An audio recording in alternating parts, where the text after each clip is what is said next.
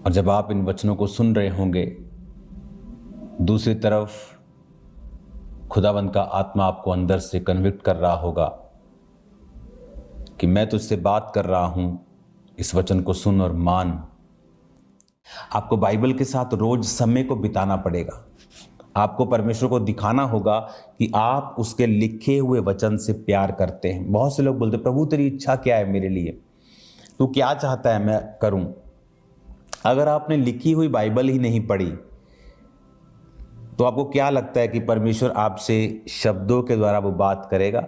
अगर आपने लिखा हुआ ही नहीं पढ़ा, अगर आप लिखे हुए वचन को नहीं पढ़ रहे जो परमेश्वर ने ऑलरेडी लिखा हुआ है, तो आपको क्या लगता है कि परमेश्वर आपको आवाज मार के बात करेगा?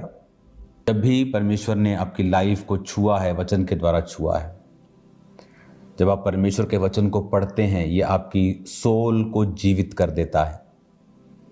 आप शारीरिक रूप से जीवित तो होते हैं, लेकिन आपकी सोल जो है, आपकी स्पिरिट जो है, वो जैसे ही आप वचनों को पढ़ते हैं वो परमेश्वर के जीवन को पाती है।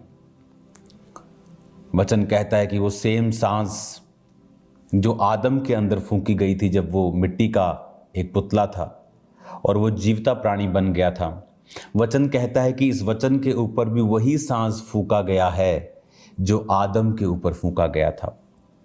आज जब एक डेड व्यक्ति अपनी फैमिली में जो डेड है, जो अपने फाइनेंस में डेड है, वो अपने शरीर में मरा हुआ है, जब इस वचन को वो पढ़ना शुरू करता है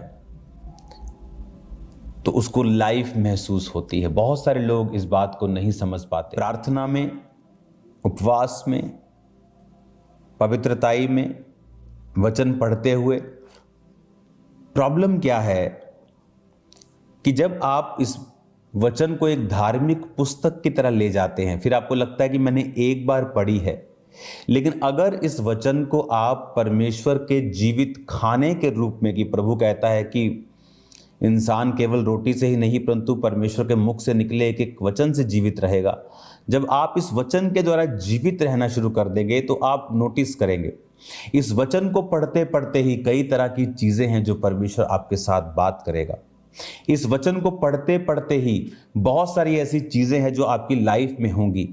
आप वचन पढ़ रहे होंगे और परमेश्वर का आत्मा आपको गाइड कर रहा होगा, अपने भेदों को जाहिर कर रहा होगा, आपके बिजनेस के लिए, आपके फाइनेंस के लिए। इसी आप वचन चाहे किसी और घटना को पढ़ रहे होंगे, लेकिन जब आप वचन को पढ़ते हैं आप वही चीज दोहराते हैं कि आदम के ऊपर परमेश्वर फिर सांसों को फूंक रहा है। आप अपनी सोल को फिर जीवित कर रहे होते हैं और सडनली आप परमेश्वर के साथ कनेक्ट कर जाते हैं और परमेश्वर का आत्मा जो आपकी लाइफ में चाहता है वो होना शुरू हो जाता है। लाइफ है, क्योंकि वचन कहता है कि आदम को जमीन की मिट्टी से परमेश्वर ने बनाया और उसमें जीवन का सांस फूका और वो जीवित प्राणी बन गया। वो सेम वर्ड जो फूका, जो परमेश्वर ने इस्तेमाल किया है आदम के ऊपर, वो सेम वचन इस्तेमाल हुआ है कि परमेश्वर का जो पवित्र शास्त्र है वो उसकी सांस के द्वारा फूका गया है। तो जब आप बाइबल को पढ़ना शुरू करते हैं, मोस्टली डेविल एक विश्वासी को वचन से दूर रखने की कोशिश करता है। वो देखता है कि अगर ये प्रार्थना करने वाला बंदा है तो बाइबल ना ही पढ़े, प्रार्थना करके बंद कर दे। प्रार्थना बिना बाइबल, बाइबल बिना प्रार्थना, वचन बिना प्रार्थना के, आप वचन पढ़ रहे हैं और आपने प्रेयर नहीं की, आपने वचनों के द्वारा प्रेयर नहीं की, अधूरा है। आप प्रार्थना कर रहे हैं और वचन आपने नहीं पढ़ा, प्रभु की मर्जी को नहीं समझा, तो ये भी अधूरा है। अब क्योंकि बाइबल कहती है कि परमेश्वर की ज़रूरत उनको है जो बीमार हैं, जो कमज़ोर हैं, जो तुच्छ हैं, वो उनको चुनता है। जब मैं बिल्कुल ठीक था और मेरे घर में मसीह का प्रचार आया तो तब मैंने उसकी कद्र नहीं समझी, क्योंकि मुझे उसकी ज़रूरत नहीं थी। फिर एक समय था जब मैं मेंटली अपसेट था और वही प्रचार मुझे छूता था और वही बाइबल पढ़ के मेरी आंखों से आंसू निकलते थे, क्योंकि अब मुझे उसकी ज़रूरत थी। एक बात मैं आपको समझाना चाहता हूँ, इस 2025 में जो अभी हमारे सिर के ऊपर है, अभी हमने उस पर प्रवेश किया है, पूरा साल अभी पड़ा है, ये दुनिया के लिए आसान साल बिल्कुल भी नहीं है। दुनिया के लिए ये आसान साल नहीं है। सो मैनी ट्रबल्स, जो नेचुरल डिजास्टर्स हैं बहुत सारे हैं, महंगाई की तलवार है, बहुत सारी चीज़ें हैं। आज सुबह की मीटिंग में भी मैंने उसे बोला है। तो हमने फास्टिंग करते हुए प्रवेश किया, आपने फास्टिंग करते हुए प्रवेश किया। अगर नहीं फास्टिंग की तो आपको पहले ही दिनों में मेहनत करके परमेश्वर में अलर्ट रह के, एक समय था कोविड के पहले जब लोगों को लगता हाँ आई एम क्रिश्चियन, मैं जाता हूँ, मैंने एक बार बाइबल पढ़ी है, लेकिन कोविड के समय सबके घुटने लगवा दिए परमेश्वर ने। चाहिए कई बार आपको लगता है कि वो आपकी लाइफ में नहीं है क्योंकि हम वचन से डिस्कनेक्टेड हैं।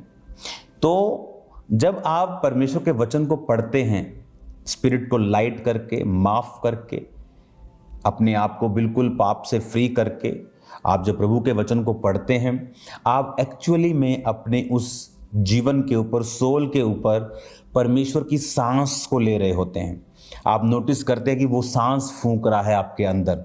जब आप वचन को पढ़ना शुरू करते हैं, एक अजीब सी शांति जो है वो आपके अंदर आपको महसूस होती है। एक अजीब सा ठहराव जो किसी भी प्रोग्राम को देखने से नहीं होता, जो प्रार्थना करने से भी नहीं होता, लेकिन वो वचन पढ़ने से आपकी लाइफ में आना शुरू होता है।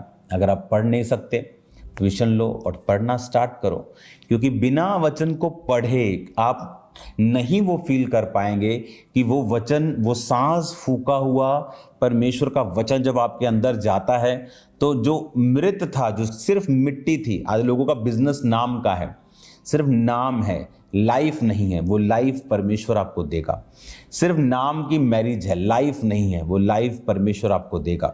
सिर्फ नाम के बच्चे हैं लेकिन रिलेशनशिप में कोई लाइफ नहीं, वो परमेश्वर आपको देगा। अगर आप चाहते हो लाइफ आए आपके पास तो आपको फिर परमेश्वर के वचन को रोज पढ़ना पड़ेगा।